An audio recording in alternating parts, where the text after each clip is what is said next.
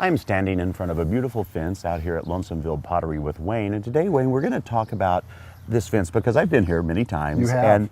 And usually you couldn't even hardly see a fence structure. It was a lot of shrubbery. That's true. So what made you decide to change this up? This. Madame Alfred Carrier.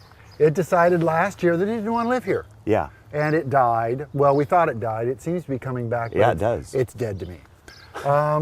So when it completely died back, it seemed like a good idea to just bite the bullet and replace the fence. And I have to say, replacing fences and building fences is a lot easier than people think it is. Well, I think that's important to remember because for most people, I think they think, oh my goodness, a fence, it's either going to cost a fortune or they're going to have to work in those pre-made things that they can buy. Correct. And you really made this from scratch, and it's stunning. Thank you so much. And it's cheap, just like me. No, I didn't mean that. I know this is a family program, so I didn't mean that. You actually worked out the price of a foot, though, about how much it would cost like a foot of fencing, didn't you?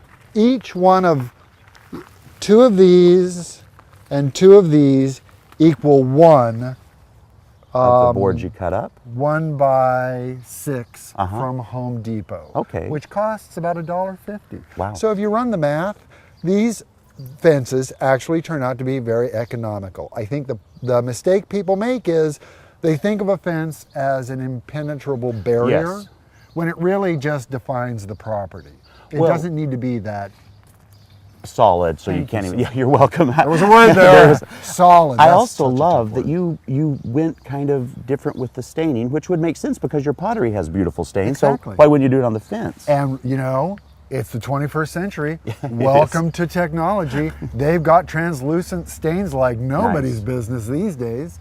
And so, I mean, if you wanted privacy as a fence, you could do that. But if you're really just defining that space, indeed, this is, and I have to say too, the tops of the fence with this little tiny little arbor. Yes. That's so easy, it's so simple, and so functional. They're all standard sizes, 2x2s, 1x2s, 2x4s. It's just basically Lincoln logs for adults. For adults. Much like gardening is still having us play in the dirt, so that's what makes sense. And I've always said, if you want privacy, that's what the bathroom's for. That's very true. Yes. Well, if you want to get some more ideas about this type of fencing, you can just drive by Lonesomeville Pottery, or you can go to gardentime.tv. We'll click you over. You can contact them and come out and see it yourself. Thank you so much, Wayne. It's always a pleasure, my friend. Good to see you.